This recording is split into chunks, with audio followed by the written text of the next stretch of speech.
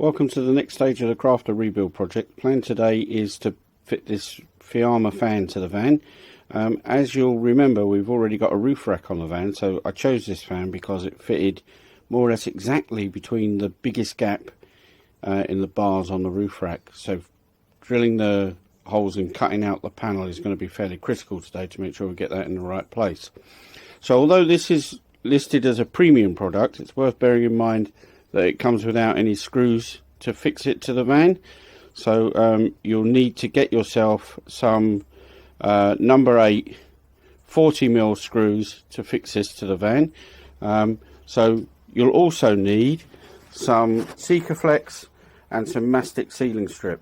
You need the sealing strip because the van roof is ribbed and you need to build it up from the low points up to where the fan actually sits, and you obviously don't want it to leak.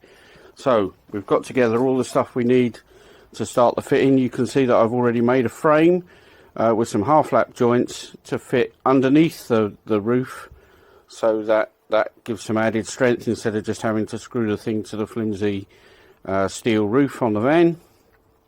So the first plan is to take the fan itself out to the van, fit it into place where it's going to go, and to mark it so that we can drill 4 corner holes and then use a jigsaw to cut out the square where the fan's going to actually fit.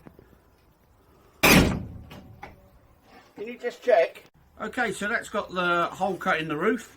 As you can see, we had a bit of an issue with this supporting spar which we've had to cut away because this is the only place we could make the hole because of the position of the roof rack bars.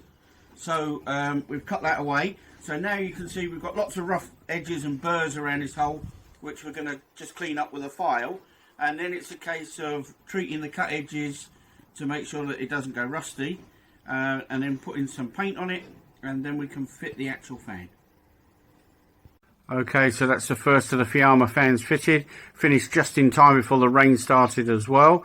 Unfortunately, the control arm to wind the fan or the roof light up and down isn't long enough, so we're going to have to get the extension kit, and that would probably apply to anybody else who was going to fit one of these into the roof of a crafter or a sprinter, because you need to make sure that the arm is long enough for you to fit the ceiling below the struts in the roof. So extension definitely needed. Next project is to fit this smaller fan further back to the roof on the same crafter.